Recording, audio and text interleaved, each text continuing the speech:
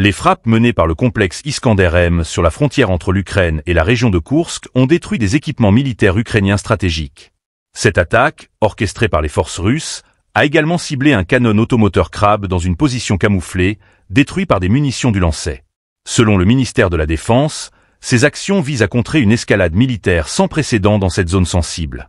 Pour ne manquer aucune actualité majeure, pensez à vous abonner et à partager ce reportage. La situation s'est envenimée le 6 août au matin, avec une offensive ukrainienne impliquant près d'1 millier de soldats tentant de s'emparer du district de Sudjanski, en territoire russe. L'armée russe a riposté avec une efficacité redoutable, infligeant des pertes humaines et matérielles conséquentes.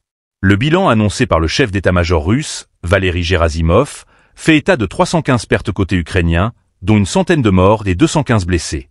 De plus, 54 véhicules blindés, parmi lesquels 7 chars, ont été détruits. Le ministère russe de la Défense a diffusé une séquence vidéo montrant la précision des frappes.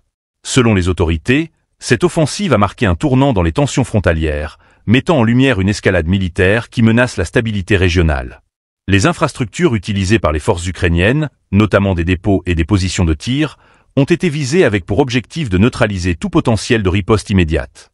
Dans le sillage de ces événements, des civils russes sont payés un lourd tribut. Selon Svetlana Petrenko, représentante de la commission d'enquête, plusieurs dizaines de civils, parmi lesquels des enfants, ont été blessés lors des affrontements.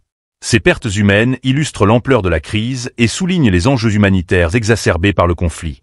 Des poursuites pénales ont été engagées contre des responsables ukrainiens. Les autorités russes évoquant des chefs d'accusation tels que le terrorisme, le meurtre, le port illégal d'armes et l'atteinte à la vie d'agents chargés de l'application des lois. Ces accusations renforcent l'approche stricte adoptée par Moscou face à ce qu'elle qualifie de tentative désespérée d'invasion. Sur le terrain, la tension reste palpable, avec des implications géopolitiques majeures.